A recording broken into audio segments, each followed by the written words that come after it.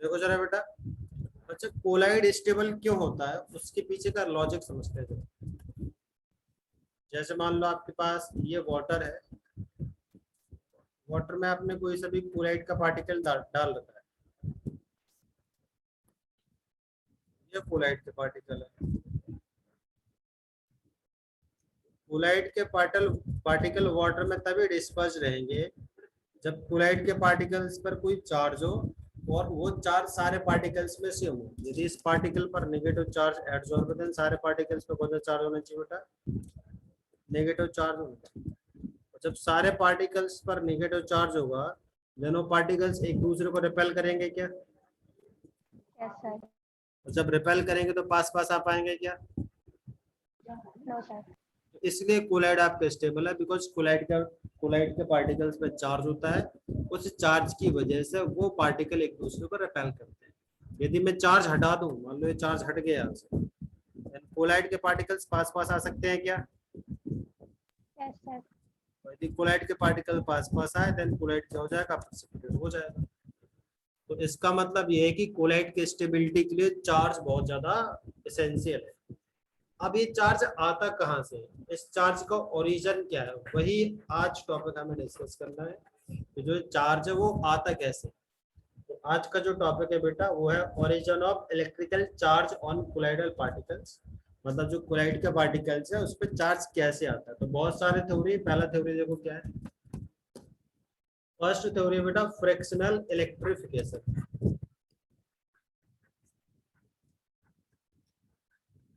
अब fractional electrification का मतलब क्या है, आप लोगों ने क्लास 9th में सीखा होगा कि जब बेटा आप ग्लास की रॉड को सिल्क के कपड़े से रब करते हैं तो उस पर चार्ज आ जाते हैं क्या?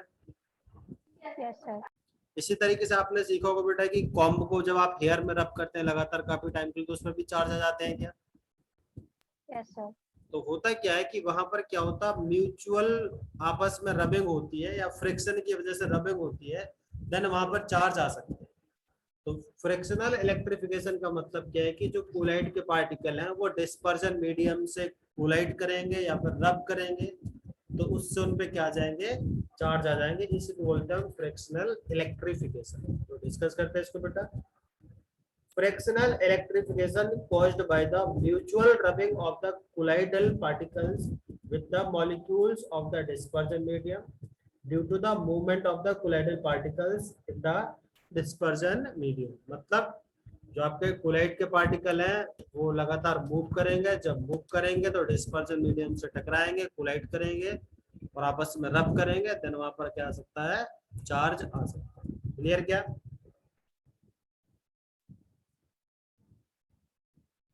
क्लियर है बेटा? डिस्पर्जन मीडियम से रब करेंगे मतलब एग्जांपल से बता दीजिए। जैसे कि आपके पास सपोज करो बेटा आपने ये आपने वाटर ले रखा, ठीक है, वाटर में आपने डाल रखा स्टार्च। स्टार्च के पार्टिकल होंगे वाटर के साथ लगातार रब करेंगे, वाटर से टकराएंगे क्या? हाँ सर। वाटर के पार्टिकल से, तो वहां पर चार्ज आ सकते हैं। अच्छा क्लियर? क्लियर बेटा? Yes sir. दूसरा थ्योरी है बेटा इलेक्ट्रॉन कैप्चर। मतलब कोलाइड के पार्टिकल क्या कर सकते हैं, इलेक्ट्रॉन कैप्चर कर सकते हैं। कहां से कर सकते हैं? तो पहला आप इलेक्ट्रॉन ही कैप्चर करा सकते हैं एयर से। दूसरा आपका ब्रेडिक्स आर्क मेथड था क्या? Yes sir. बैटरी से आप करते थे, उसमें इलेक्ट्रिसिटी सप्लाई पर ये आर्क प्रोड्यूस करते थे, यहाँ पर चिंगारी टाइप होती थी, तो वहां से भी इलेक्ट्रॉन कैप्चर कर सकते हैं। तो सेकंड थ्योरी क्या है बेटा, electron capture by particles from air and during electro dispersion in Bredig's arc method. कोई दिक्कत? No sir. इलेक्ट्रॉन दो तरीके से कैप्चर कर सकते हैं कोलाइड के पार्टिकल, एयर से या फिर जब ब्रेडिक्स का आर्क मेथड आप करते हैं उस टाइम यहाँ से भी इलेक्ट्रॉन कैप्चर कर सकते हैं। पढ़ा दो। मेटल के इलेक्ट्रोलाइट्स पे करेंगे। क्या बोला बेटा? सर मेटल का जो इलेक्ट्रोड्स यूज करते हैं उससे कैप्चर करेंगे इलेक्ट्रॉन। बेटा मेटल का यूज करते हैं और इसको बैटरी से कनेक्ट करते हैं क्या? बैटरी से कनेक्ट करेंगे तो करंट फ्लो होगा, current flow means electron flow होगा, वो इलेक्ट्रॉन कैप्चर कर सकते हैं। Yes sir. क्लियर है? Yes sir. ठीक। अब जो सबसे इम्पोर्टेंट थ्योरी है या फिर जो थ्योरी सबसे ज्यादा एक्सेप्टेड है वो है preferential adsorption of ions from solutions. ये हम पीछे सीख चुके हैं। इसका मतलब क्या, जैसे मान लो आपके पास ये AgI का प्रेसिपिटेट है बेटा, तो इसमें आपने KI डाल दिया, तो इसमें कॉमन आयन कौन सा है? आयोडीन। आयोडीन। तो आयोडीन यहाँ पर एडसॉर्ब हो जाएगा, तो इसी को बोलते हैं प्रेफरेंशियल एडसॉर्प्शन। क्लियर क्या? या माइनस यहाँ पर एडसॉर्ब हो गया। Yes sir. ठीक है। आप यदि AgNO3 डालोगे तो कॉमन आयन कौन सा हो जाएगा? एजी। Ag प्लस, तो वो एडसॉर्ब हो जाएगा। इसी को प्रेफरेंशियल एडसॉर्प्शन कहते हैं। ये हम सीख चुके हैं। देखो जरा, an ionic colloid adsorb ions common to its own ion during the preparation of the colloidal salt। तो कौन सा आयन बेटा कैप्चर करता है? जो उसके आयन से कॉमन हो। जैसे AgI में आप K डालो तो कॉमन कौन सा? I minus. और यदि आप AgI में AgNO3 डालोगे तो कॉमन कौन सा हो जाएगा? Ag plus. क्लियर है क्या? Yes sir. For sir example, कुछ बोल रहे हो बेटा? सर हम इसे, यस सर, सर ये कह रहे सर हम इसे ऐसा कोलाइड डालेंगे जिस जो मतलब किसी में कॉमन आयन हाँ या तो कॉम नेगेटिव मतलब। नहीं, कॉमन होना चाहिए बेटा। यदि आप बाकी कोई डालोगे तो पूरा एडसॉर्ब भी नहीं करेगा। जैसे आप AgI में आप कुछ और डाल दो, फॉर एग्जांपल AgI में आप NaCl डालो तो फिर कोई एडसॉर्ब भी नहीं करेगा। AgI में आपको यदि इलेक्ट्रोलाइट डालना तो ऐसा इलेक्ट्रोलाइट डालना पड़ेगा जिसमें Ag प्लस हो या फिर I माइनस हो। यस आप एक एग्जांपल ले रखे इन लोगों ने। For example, if a colloidal salt of AgI is prepared by adding KI solution to AgNO3 solution, मतलब आपके पास नीचे AgNO3 है बेटा, इसमें आप क्या डाल लो? ऊपर से KI डाल रहे हो। तो जब आप AgNO3 में KI डालोगे तो रिएक्शन क्या होगी? AgNO3 plus KI gives out AgI plus KNO3। ये रिएक्शन होगी बेटा क्या? इसका प्रेसिपिटेट बनेगा क्या? यस अब आपका रिएक्शन कंप्लीट हो गया। तो जब रिएक्शन कंप्लीट हो जाएगा तो जो नीचे वाला कंटेनर है इसमें आपको क्या मिलेगा? एजी। इसमें आपको मिलेगा बेटा KNO3 और AgI का प्रेसिपिटेट मिलेगा क्या? Yes sir. है ना? KNO3 क्या होगा? वाटर में डिस्पर्स रहेगा। लेकिन उसके बाद अब थोड़ा सा KI डाल दो तो फिर क्या AgI में क्या कॉमन आ गया? I माइनस कॉमन आ गया क्या? तो आपको KI किस में रखना है बेटा? यहाँ पर एक्सेस में रखना। थोड़ा सा ज्यादा डाल दो तो I माइनस यहाँ पर एडसॉर्ब हो जाएगा और आपको कौन सा कोलाइड बना लेगा? नेगेटिव कोलाइड बना लेगा। क्लियर है क्या? Yes sir. तो ये बता रहे हैं, if a colloidal salt of AgI is prepared by adding KI solution to AgNO3 solution, उसके आगे वो स्टिल लिखा हुआ, तो उसको स्टिल ना करके टिल कर लो, एस कट कर दो। Till potassium iodide is in slight excess. KI किस में रखना? आपको एक्सेस पे रखना। आयोडाइड आयन कौन एडसॉर्ब होगा? I माइनस कॉमन है इसके क्या? तो I माइनस एडसॉर्ब हो जाएगा। Iodide ion will be adsorbed on the surface of AgI particle, thereby giving them a negative charge। जिससे कोलाइड को कौन सा चार्ज आ जाएगा? नेगेटिव चार्ज आ जाएगा। तो ये रिएक्शन आपको लिखनी है।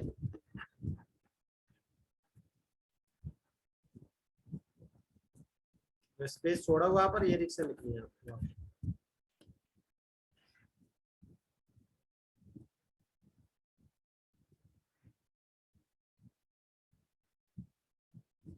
हटा दो। Yes sir.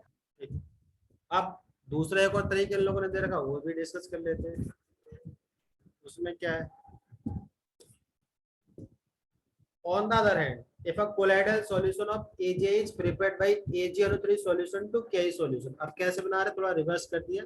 ये नीचे आपके पास KI था बेटा, इसमें आप AgNO3 डाल लो और AgNO3 एक्सेस पर रखना। ये जो आपका ये एक्सेस में था, इसकी जगह आप एक्सेस में इसको डाल दो। जब रिएक्शन होगी तो वापस से बेटा आपके क्या बनेगा? AgI का प्रेसिपिटेट बनेगा और सॉल्यूशन में KNO3 भी बनेगा क्या? है ना? यस उसके बाद भी आप AgNO3 डाल रहे हो तो एक्सेस में आएगा, तो Ag प्लस यहाँ पर एडसॉर्ब हो जाएगा क्या? Yes, sir. Yes. तो कौन सा कोलाइड बनेगा आपका? पॉजिटिव कोलाइड बनेगा क्या? Positive. तो यही तो यही लिखा हो बेटा।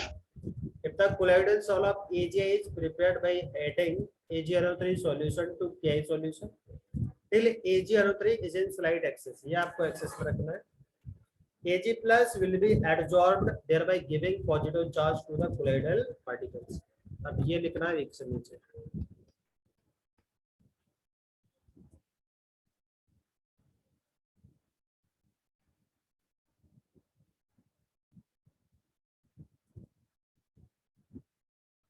हटा दो। Yes, sir. चलो आगे बढ़ो जरा, अब देखते जरा एक और पॉइंट समझते हैं।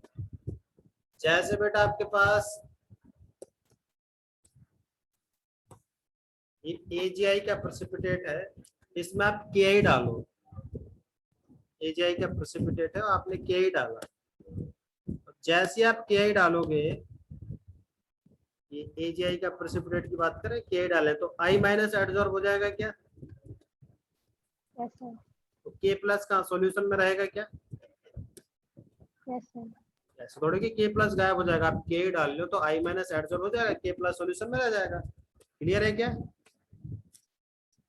Yes, sir. अब दूसरे केस, आप थोड़ा सा हल्का सा चेंज करो। आपके पास किसका प्रेसिपिटेट है? फिर से AgI का प्रेसिपिटेट है, बट अब आप इसमें AgNO3 डाल रहे हैं। जब आप AgNO3 डालोगे तो इस पर Ag प्लस एडजॉर्ब होगा क्या बेटा? Yes, Yes, sir. sir. Nitrate ion कहाँ रहेगा? सॉल्यूशन में रहेगा क्या? जिससे सॉल्यूशन पर कौन सा चार्ज रहेगा? Negative. Negative. तो यही नीचे लिखा हो, देखो बेटा। In either case the left out ions मतलब जो एडजॉर्ब नहीं होता। पहले केस में कौन सा K प्लस, दूसरे केस में कौन सा NO3 will remain in the dispersion medium, e.g. K plus in the first case and nitrate in the second case, thereby giving equal and opposite charge to the dispersion medium। जिससे क्या होगा? जो dispersion medium होगा उसमें जितना यहाँ पर negative charge adsorb है, उतना ही यहाँ पर क्या होगा? पॉजिटिव चार्ज होगा। और ये एक दूसरे की क्या होंगे? अपोजिट होंगे। जितना यहाँ पॉजिटिव चार्ज होगा उतना नेगेटिव चार्ज होगा, एक दूसरे का अपोजिट। क्लियर क्या? Yes, sir. चलो आगे आ जाओ। उसके बाद बेटा आपका dissociation of molecules followed by aggregation of ions. मतलब अब अगला थ्योरी है कि कोलाइड पे चार्ज कैसे आता है। तो इसका मतलब है कि पहले मॉलिक्यूल क्या होते हैं बेटा? डिसोसिएट हो, उसके बाद मॉलिक्यूल क्या हो बेटा? आपके एग्रीगेट हो। तो ऐसा सोप के साथ होता है क्या? जैसे आप सोप को वाटर में डालते हैं तो RCOO कैसे डिसोसिएट होता है? RCOO माइनस और Na प्लस में डिसोसिएट होता है क्या? Yes, sir. Yes, sir. फिर RCOO माइनस के बहुत सारे मॉलिक्यूल एसोसिएट होकर मिसल बनाते हैं कैसे? Yes, sir. यही तो है कि बेटा पहले मॉलिक्यूल डिसोसिएट हो, उसके बाद मॉलिक्यूल एग्रीगेट कर जाए। एग्रीगेट करेगा तो उस मिसल पर नेगेटिव चार्ज होता है क्या? Yes, sir. हमें यही तो सीखना है कि कोलाइड पे चार्ज कैसे आता है। ऐसे मिसल पे या कोलाइड पे कौन सा चार्ज आ जाएगा? नेगेटिव चार्ज आ जाएगा। देखते जरा। Dissociation of molecules followed by aggregation of ions. For example, in case of soap, the RCOO minus group get dissociated from Na plus ions and have a tendency to aggregate into cluster carrying negative charge, जिसे हम बोलते हैं मिसल। Clear क्या? Yes, sir. बता दो यहाँ तक कोई चार्ज वाले थ्योरी में यदि किसी को भी डाउट हो, कोई पॉइंट क्लियर ना हो तो पूछ सकते हो बेटा आप लोग।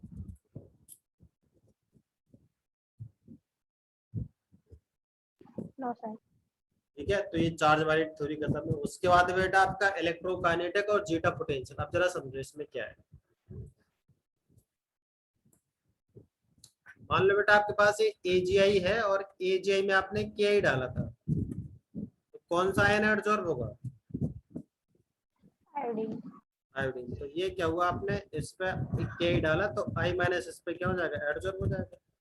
जब I माइनस एडजॉर्ब है तो I माइनस यहाँ से मूव कर सकता है क्या? No, sir. I माइनस तो फिक्स हो गया क्योंकि वो एडजॉर्ब हो गया। लेकिन जब आपने K डाला था तो I माइनस एडजॉर्ब होगा, K प्लस सॉल्यूशन में रहेगा क्या? Yes, sir. Yes. अब वो I माइनस क्या करेगा?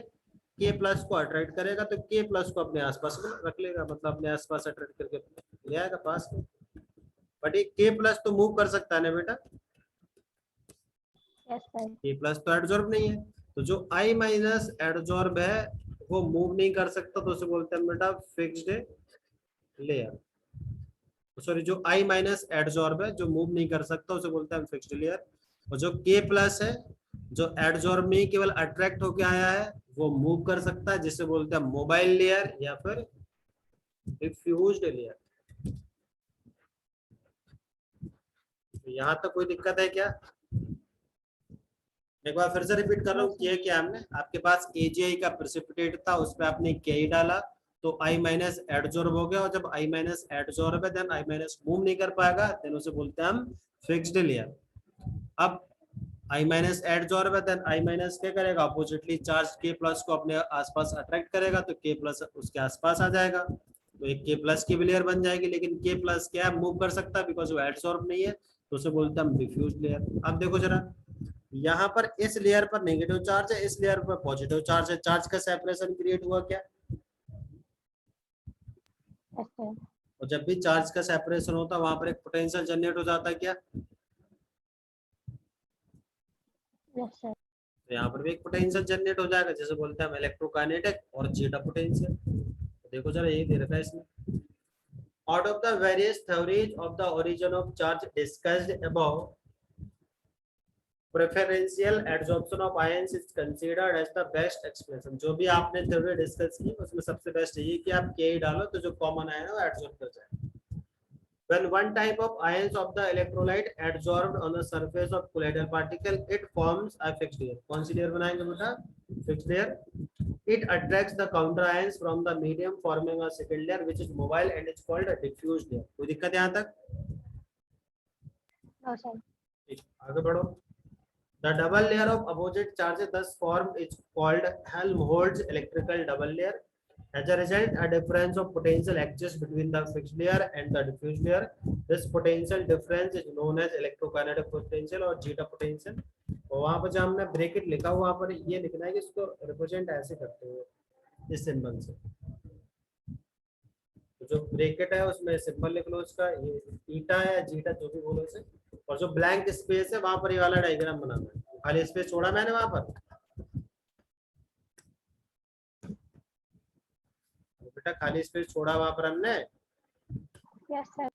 वहां पर डायग्राम बनाओ।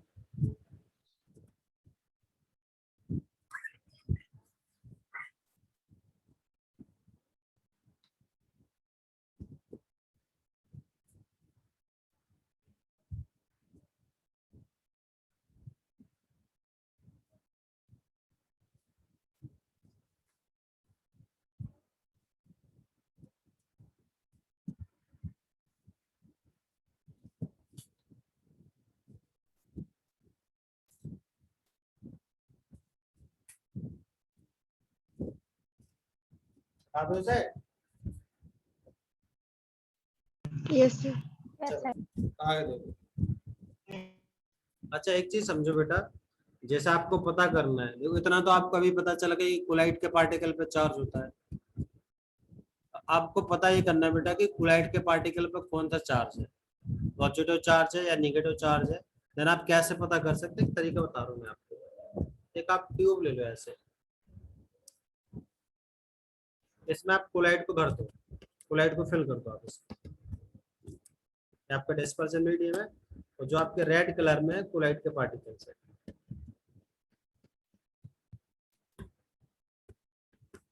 अब आप क्या करो, यहाँ पर एक इलेक्ट्रिक फील्ड लगा दो। अब यदि जो आपके रेड कलर के पार्टिकल्स है, एक मिनट, ये मतलब जो कोलाइड के पार्टिकल्स है इस तरफ जाना स्टार्ट हो जाए, तो इसका मतलब है कि कोलाइड पे कौन सा चार्ज रहा होगा बेटा? पॉजिटिव। पॉजिटिव। नॉर्मल सी बात है, यदि इस तरफ जा रहे हैं तो इसका मतलब कौन सा चार्ज रहा होगा?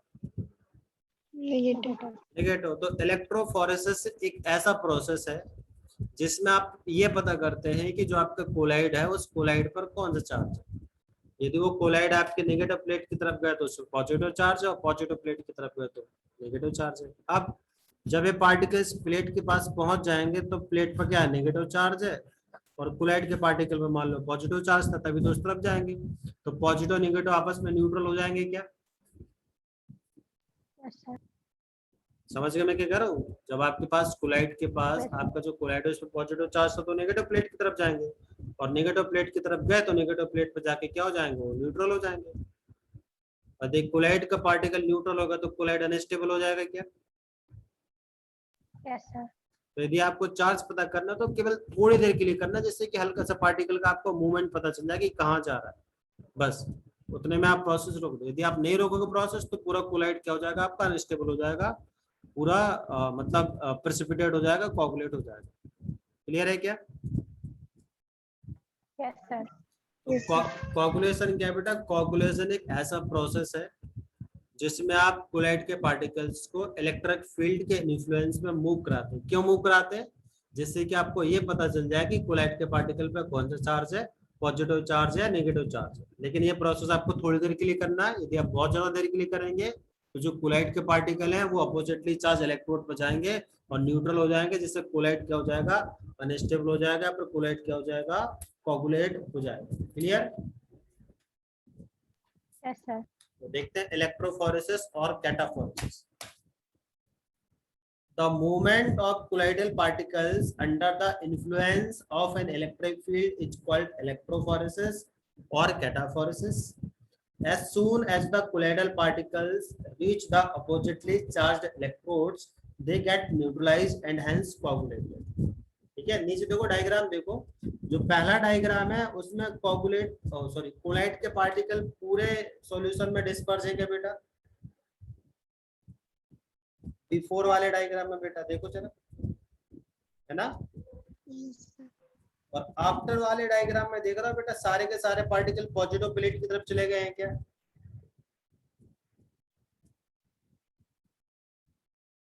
हेलो, आवाज आ रही बेटा मेरी? Yes sir.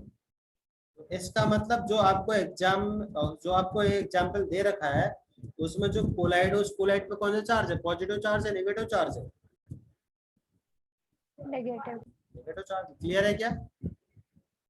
Yes sir. चलो, it can be used to find out the nature of the charge that the colloidal particles carry. तो इसका हम यूज कहाँ कर सकते हैं बेटा?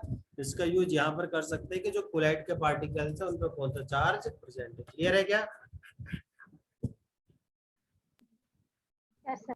चलो, उसके बाद एक और पॉइंट दे रखा है, earlier that term used was cataphoresis because most of the colloidal salts studied at that time contains positive charge and thus migrated towards cathode. तो कैटाफोरेसिस नेम कैसे पड़ा बेटा?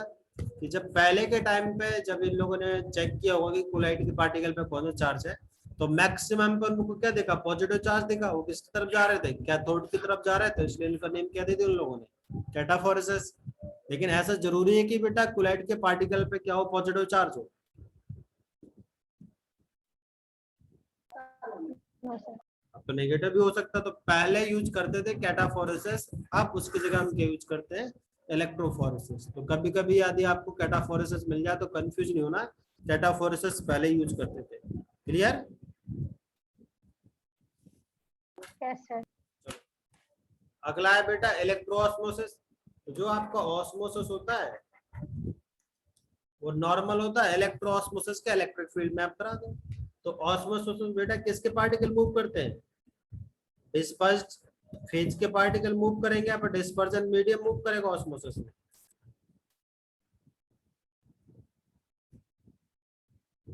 Dispersed phase.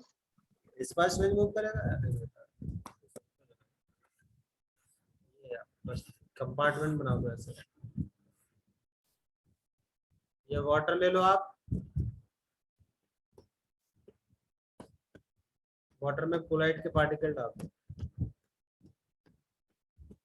और ये एस्टीम लगा हुआ है। अच्छा, कोलाइड के पार्टिकल पे कोई ना कोई चार्ज होगा बेटा क्या? Yes sir. मान लो कोलाइड पर कौन सा चार्ज है? Positive charge. तो जो वाटर है, वाटर पे कौन सा चार्ज होगा बेटा? नेगेटिव नेगेटिव चार्ज होगा, अभी तो सिखाया था मैंने। न्यूट्रल। यदि कोलाइड है आपका पॉजिटिव चार्ज ले रहा है, देन डिस्पर्जन मीडियम का वो नेगेटिव चार्ज नहीं लेगा। Yes sir. जैसे आप AgI है और AgI में आप AgNO3 डाल दो, तो कोलाइड पे कौन सा चार्ज आएगा, पॉजिटिव चार्ज आएगा, Ag प्लस एडजॉर्ब हो जाएगा, NO3 माइनस किस में रह जाएगा, वाटर में रह जाएगा। Yes sir. आपने यहाँ पर SPM लगा दिए, सेमी परमेबल मेम्ब्रेन, तो इससे वाटर मूव कर सकता है या फिर कोलाइड के पार्टिकल मूव कर सकते हैं। सॉल्यूशन में नहीं सिखाया बेटा, SPM से क्या मूव करता है, आपका सॉल्वेंट मूव करता है या फिर सॉल्यूट मूव करता है।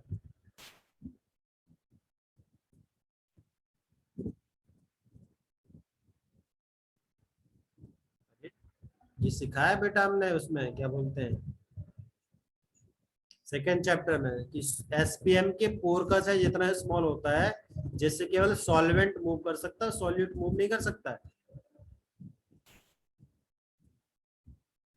Yes sir. बस अब वाटर है, यहाँ पर आप इलेक्ट्रिक फील्ड लगा दो, यहाँ पर कोई प्लेट लगा दो पॉजिटिव, यहाँ पर कोई प्लेट लगा दो नेगेटिव। अब वाटर पे नेगेटिव चार्ज है, सारा का सारा वाटर इस तरफ जाएगा क्या। Yes sir. यही तो इलेक्ट्रोऑस्मोसिस है, ऑस्मोसिस से वाटर दोनों तरफ बाहर निकल सकता था, वाटर तो दोनों तरफ बाहर जा सकता है, लेकिन अब आपने यहाँ पर पॉजिटिव प्लेट लगा दिया, वाटर पे नेगेटिव चार्ज है, सारा का सारा वाटर आ जाएगा इधर इस तरफ आएगा, तो उसे बोलेंगे इलेक्ट्रोऑस्मोसिस। क्लियर क्या। Yes sir. तो इलेक्ट्रोऑस्मोसिस का मतलब है कि ऑस्मोसिस को कराना आपको इलेक्ट्रिक फील्ड की प्रेजेंस में। देखो जरा, it may be defined as a phenomena in which the molecules of the dispersion medium which are also electrically charged, dispersion medium पे भी चार्ज होता है, ध्यान रखना कौन सा चार्ज होगा, कोलाइड का opposite charge, are allowed to move under the influence of an electric field whereas collider particles are not allowed to move। Colloid के पार्टिकल तो मूव ही नहीं कर सकते बेटा SPM से, मूव कर पाएंगे इस केस में क्या। No sir. हटा दो प्रेशर में। Yes sir. चलो अब उसके बाद जो हम टर्म यूज करने वाले हैं ये थोड़ा सा इंपॉर्टेंट है, इसको ध्यान से समझना। अभी का जो टॉपिक है बेटा वो है कोगुलेशन और फ्लक्चुएशन और प्रेसिपिटेशन। जरा समझो, आपके पास AgI का कोई कोलाइड है, इसमें आपने Ke डाला तो I माइनस एडजॉर्ब हो गया ऐसे, ठीक।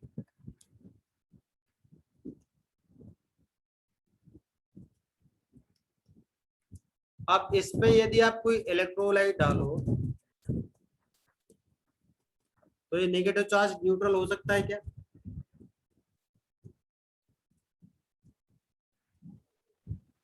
जैसे आपके पास AgI में बेटा आपने Ke डाला जिससे वो I माइनस एडजॉर्ब हो गया, तो कोलाइड के पार्टिकल पे क्या आ गया, चार्ज आ गया। अब इसमें कोई इलेक्ट्रोलाइट डाल दो, आप क्या डाल लो बेटा, AlCl3 डाल दो, तो AlCl3 से आपको क्या मिलेगा, Al3 प्लस मिलेगा क्या, मिलेगा बेटा। Yes sir. अब वो Al3 प्लस इस नेगेटिव आयन से कंबाइन कर सकता है क्या, और यदि वो इस नेगेटिव आयन से कंबाइन करेगा तो इस नेगेटिव आयन को न्यूट्रल कर देगा क्या। Yes sir. और यदि negative ion neutral, then colloid क्या हो जाएगा आपका, अनस्टेबल हो जाएगा क्या। Yes sir. तो इसी प्रोसेस को बोलते हैं हम कोगुलेशन। तो कोगुलेशन क्या है कि जो आपके कोलाइड हैं, कोलाइड में आप कोई इलेक्ट्रोलाइट डालो, वो इलेक्ट्रोलाइट क्या करेगा, कोलाइड के पार्टिकल पे जो चार्ज है उस चार्ज को न्यूट्रल कर देगा, जिससे कोलाइड के पार्टिकल्स पे चार्ज हट जाएगा, वो न्यूट्रल हो जाएंगे, दोनों पार्टिकल्स पास पास आएंगे, और इसी प्रोसेस को बोलते हैं बेटा कोगुलेशन या प्रेसिपिटेशन या फ्लक्चुएशन। क्लियर क्या।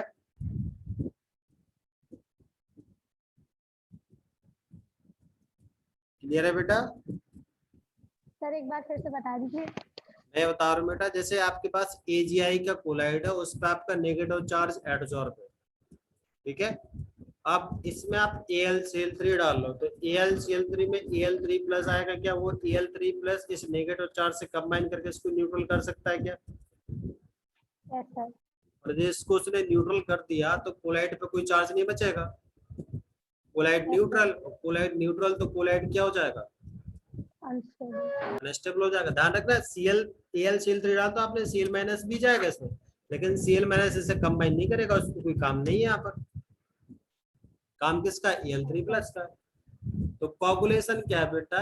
यदि आपके पास कोई कोलाइड है और उसमें आप कोई इलेक्ट्रोलाइट डालें जिससे कि वो इलेक्ट्रोलाइट कोलाइड के पार्टिकल पे जो चार्ज है उस चार्ज को न्यूट्रल कर दे, और जब न्यूट्रल करेगा देन कोलाइड के पार्टिकल क्या होंगे? फिर पास पास आना स्टार्ट हो जाएंगे, और जब पास पास आना स्टार्ट हो जाएंगे तो प्रेसिपिटेट हो जाएंगे।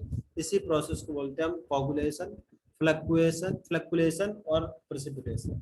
क्लियर क्या? एक बार डेफिनेशन में रीड कर दे रहा हूँ। It is a process of aggregating together the colloidal particle so as to change them into large size particle which ultimately settled as a precipitate। तो coagulation क्या है?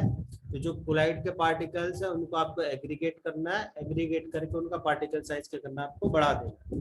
अब कोलाइड के पार्टिकल एग्रीगेट कब करेंगे? जब उनका चार्ज खत्म हो जाए। यदि उन पर चार्ज रहेगा तो कभी कोलाइड के पार्टिकल पास पास आएंगे क्या? No sir. चार्ज कैसे खत्म करते हैं आप? इलेक्ट्रोलाइट डाल। अब जैसे एक चीज समझो जरा, अब एक पॉइंट बड़ा ध्यान से समझना है। जैसे आपके पास इस पर नेगेटिव चार्ज है, तो जब आप AlCl3 डालोगे तो इसको न्यूट्रल कौन करेगा? Al3+ या फिर Cl-। Al3+। तो यहाँ पर जो कोगुलेटिंग आयन होगा, कोगुलेटिंग आयन कौन सा होगा बेटा? आपका Al3+ होगा। Al3+। क्लियर है क्या? Yes sir. मान लो कोलाइड पे आपका पॉजिटिव चार्ज होता, तब कोगुलेटिंग आयन कौन सा होगा? Cl-।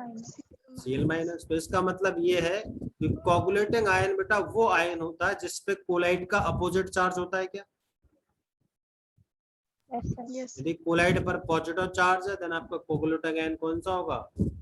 Negative ion. यदि कोलाइड पे आपका नेगेटिव चार्ज है तो कौन सा होगा बेटा? आपका पॉजिटिव आयन। क्लियर है क्या? Yes sir. ठीक, अब एक चीज और समझो।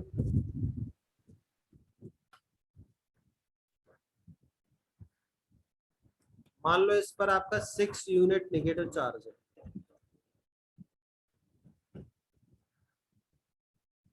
तो आपको इसको न्यूट्रल करने के लिए कितना AlCl3 डालना पड़ेगा? 1 AlCl3 या फिर 2 AlCl3?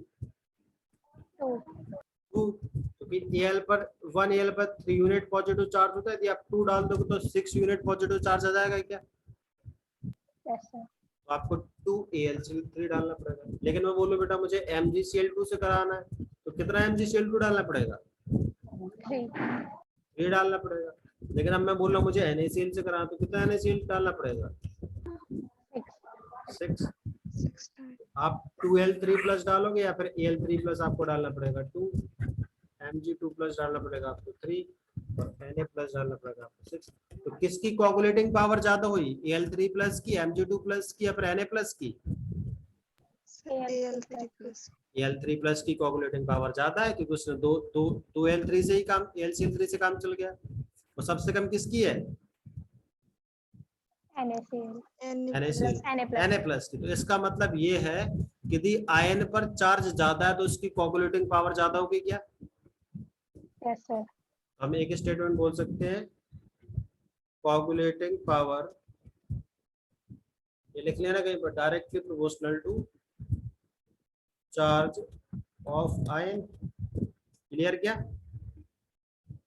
Yes sir. अब एक और चीज समझो, Al3+ की कोगुलेटिंग वैल्यू कितनी है? अगर चार्ज 2। सेम है तो फिर कोगुलेशन पावर सेम होगी। फिर सेम है बेटा। Al3+ की कोगुलेटिंग वैल्यू 2 है, Mg2+ की 3 है, Na+ की कितनी है? 6 है क्या? Yes sir. तो सबसे ज्यादा कोगुलेटिंग वैल्यू किसकी है? Na+ की। Na+ की। तो इसका मतलब आप बोल सकते हैं coagulating power inversely proportional to coagulating value. जिसकी कोगुलेटिंग पावर ज्यादा उसकी कोगुलेटिंग वैल्यू कम, जिसकी कोगुलेटिंग पावर कम उसकी कोगुलेटिंग वैल्यू क्या? ज्यादा। Yes sir. तो ये दोनों स्टेटमेंट पेपर लिखो जरा। Coagulating power directly proportional to charge of ion, और दूसरा coagulating power inversely proportional to coagulating value.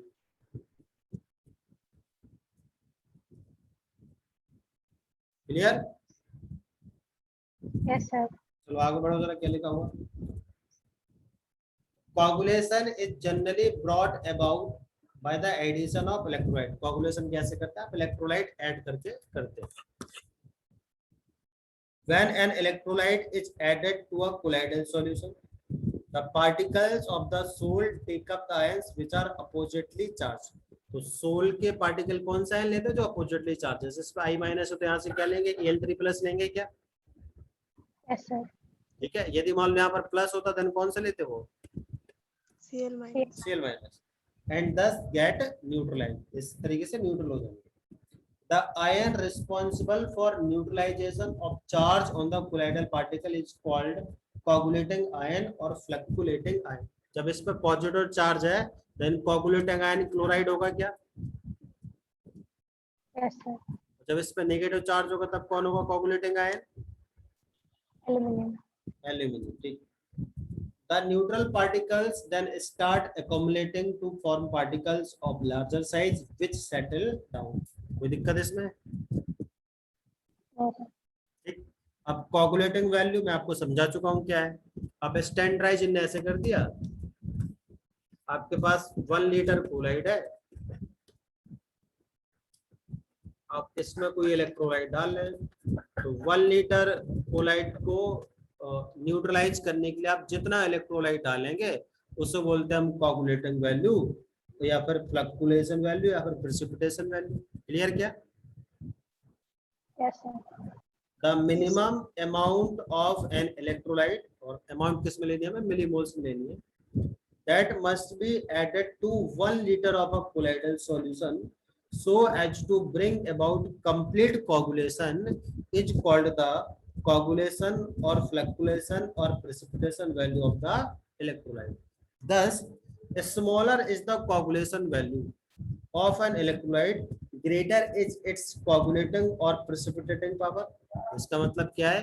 यदि coagulation value कम है तो precipitation power ज्यादा होगी क्या? या coagulating power ज्यादा होगी क्या?